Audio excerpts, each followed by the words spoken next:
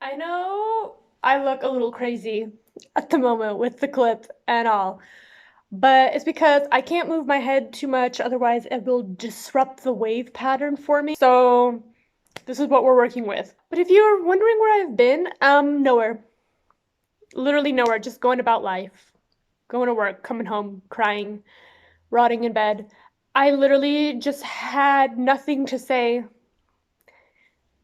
that was worth putting the camera out for in like 3 months. That's literally it. Here we are now. Here we are now.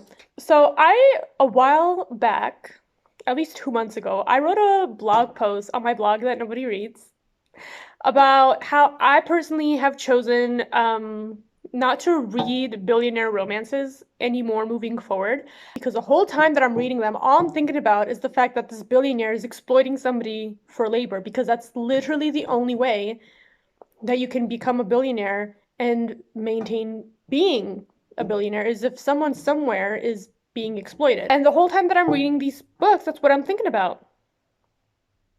So I decided I just wasn't gonna read them anymore, because I feel like in a sense they do romanticize billionaires, and I really don't think we need to be romanticizing billionaires or humanizing billionaires or showing them in a good light in any way at all.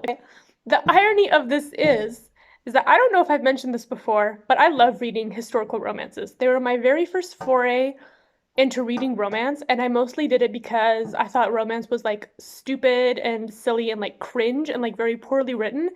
And all of the historical romance novels, they've got these buff, half-naked men on them with some female swooning in their arms, where they're holding very passionately, and I was like, this has to be the cringiest of the cringe. So that's where I started, and I unironically ended up loving it. And now, no matter what genre of romance I read, I always come back to historical romance, and every time it's like rediscovering why I like reading this genre in the first place. Nothing hits for me the way that historical romance hits. It's literally like dopamine straight into my veins. I don't know how to explain it. I don't know why I feel that way, but I love historical romance, and once I read one, I have to read another 47 consecutively. And I do have favorite authors, number one being Tessa Dare. Tessa Dare, if you ever see this, where is the bride bet? Where is the bride bet? You have pushed back the date of this fucking book 4 times. 4 times, okay? I was in university when I started reading this series. I have since graduated. I've worked as an adult, and this book is still not out. Girl, I can't kill myself until you've released the book. Okay? So let's hurry up already, okay? I want to go before climate change gets real bad. Let's hurry up. Tessa Dare, where are you? But besides Tessa Dare, I love Vivienne Lorret. This woman has me in a chokehold. I've read her entire backlog, or almost her entire backlog. There's a couple books that I haven't read, and it was because I read so many of her books in a row that I needed a palate cleanser, and I just could not continue all the way to the very earliest stuff.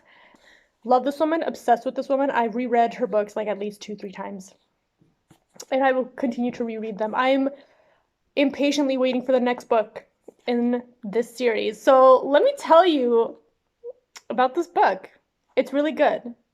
I never doubt Vivienne Lorret. She never lets me down. Every book is a banger, without fail, okay? She knows what the people want, somehow. I don't know how.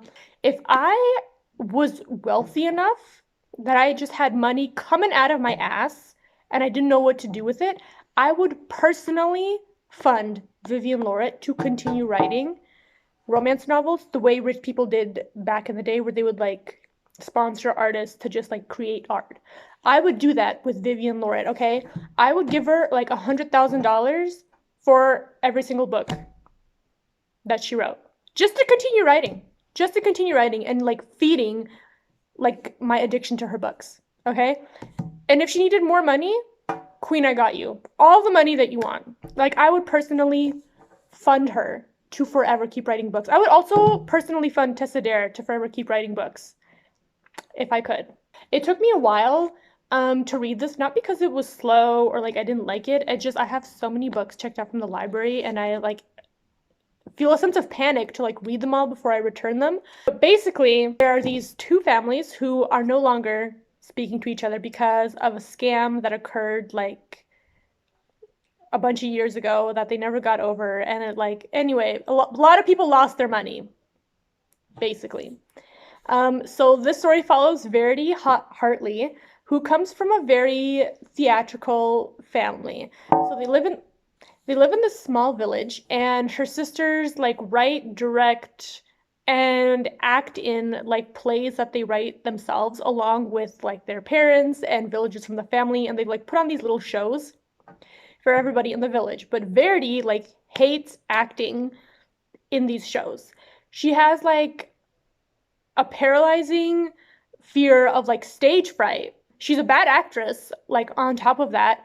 And she hates like performing for other people because like she's always kind of overlooked by everyone else because like her sisters are so much prettier that they literally just forget that Verity even exists because of how gorgeous her sisters are. So she hates being in front of the villagers. She's also a spinster. She's 25, going on 26. Basically the village hag. And I can relate because I'm also 25, going on 26. So like me and her were like besties already. So she does anything she can to like escape having to perform in her sister's plays. And one day she crawls out of a window and she's climbing down the ivy trellis like outside the house. She stops by the window on the ground floor, and the grandmother of the family that her family is no longer friends with is visiting with her mother.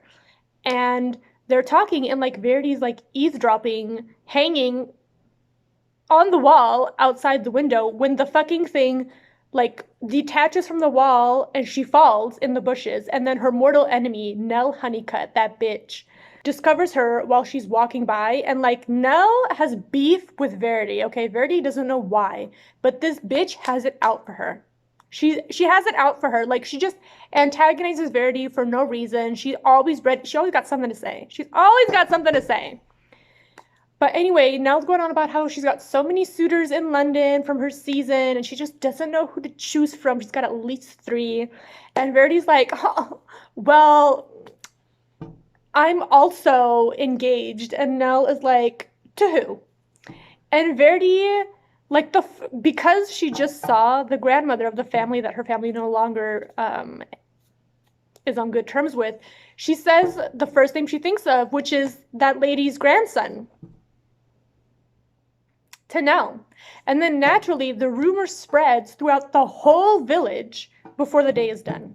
And everybody knows that she is engaged to this duke because of course he's a duke. Of course he's a duke. You know what I mean?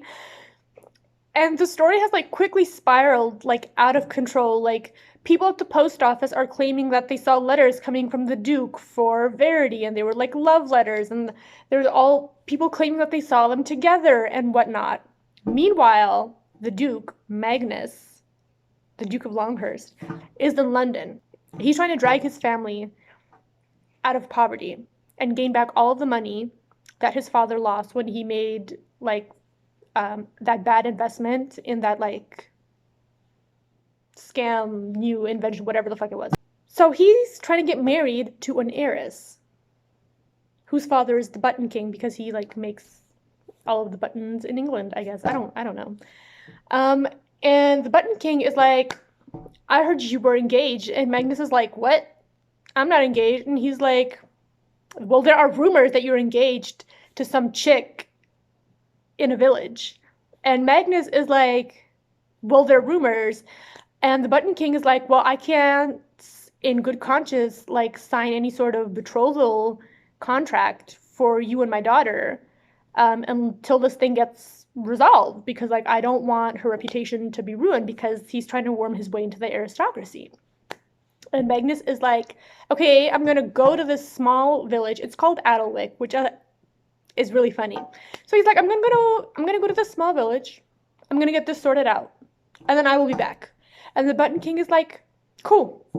Once you get that sorted out, if I'm satisfied that you are an honorable person, whatever, yada yada yada yada, you can marry my daughter. So Magnus goes, and him and Verity are immediately beefing because he's accusing her of being a liar because he suspects that her father duped his dad into making that bad investment and like to steal all of his money. And Verity is like, you're a jackass. You're really mean to me. And you're constantly talking shit about my family, and I'm not a liar. And anyway, they're bickering, and she, like, Verity had every intention of like going to his grandmother and being like, I'm gonna fix this. But because Magnus is like, fix this, she's like, no, fuck you. I'm not going to fix this. What now? What now? So anyway, that's their first meeting with each other. And she's like, how dare he tell me what to do? Like, who is he to tell me what to do? Like, you're not my dad. And then the next time that Magnus sees her, she's stuck up in a tree because she was trying to save this cat that was stuck up in the tree. Except she like gets stuck up there because she's got like a dress on and like it's already ripped and stuff. And the next time he sees her, like he's saving her from falling out of the tree. And at the same time, she's like watching like the Reverend. He's like swimming in the river and he's like butt ass naked. And she's literally like staring at him. She's like, holy shit, like he's fine as hell. And like Magnus catches her on the horse and he's like, I can't believe you were peeping on the Reverend. She's like, I was saving a cat. I was saving a cat. And he's like, no, you weren't. You little fucking liar. Like, you were peeping on the Reverend. Have some shame. Anyway, things obviously escalate from there. Like, they put on the betrothal for like a week. Magnus is like obsessed with her. He's obsessed with her. He cannot stop thinking about her. Everything reminds him of her and their like little encounters. And meanwhile, because she had like no experience with men, she's like, he looks like he wants to strangle me all of the time, but he's not thinking about strangling her, if you know what I mean. He's not thinking about strangling her. Anyway, she like cannot tell that he's like infatuated with her, and like she eventually figures it out, but like, oh my god, like it's so good. It's slow burn. It's like incredibly slow burn. They're so funny. The bickering genuinely had me like giggling and like kicking my feet. And I honestly finished this in like 2 days. I would have finished it in 1, but obviously like I have other things to do in life other than like sit around and read this, unfortunately. Like the scenes where they like get together, I think the tension and the chemistry is chef's kiss. I think they're like steamy and like well written, and I like genuinely enjoy them. And I think that's the thing that I enjoy about all Vivienne Lorret books, is that all of like the steamy scenes that she writes like are so well written. You can feel the tension while you're writing. You can feel like the emotion while you're reading. You can sense like how much these characters want each other, and she builds it up so perfectly that like, of course they would get together. There's literally no other possibility of them getting together. So when it comes to romance, I love seeing those scenes of like a little bit of jealousy. I probably would not like that in real life. Like, it would probably aggravate me if someone did that in, like an actual man did that in real life. But in books, I don't know. They just hit. Like when Magnus gets jealous, it's so, I'm like, like there was one scene where like where Verity's forced to like act in a play that her sister wrote, and she's terrible in the play. Like, her acting is not good. She's forgetting her lines. She's tripping over her own feet. She's like accidentally but genuinely like harming the other man in the scene with her. And Magnus is like, her sister could use some work. And his grandmother is like, what? Did we watch the same play? Like, you think her sister is the one who needs work? And he's like, yes, obviously her sister's the one who needs some work in the play. Like, what are you talking about? He gets to talking with Verity, and he's like, what other man, like, do you think about in your head? Because, like, he's teasing her about, like, seeing the Reverend buck-ass naked in the woods. And she's like, I don't think about any other man. And because he's, like, jealous, he's like, was it the fellow in the scene? Was it this other guy that like stood you up, and she's like, oh my god, no, it's not any of them. Like, if you must know, it's you. And I'm like, oh my god, it's so good. So yeah, that's all I have to say about that. This was so good. I'm so excited for the second book. I don't know who it's going to be about. I think it's going to be about her sister Honoria. I don't know how to pronounce the name. It's Honoria. I think it's Honoria. Honoria. It has to be Honoria. Yeah, anyway, I think it's about her. So I'm very excited. Yeah, so Vivienne, if you want to like get the next book out ASAP, I would really appreciate it.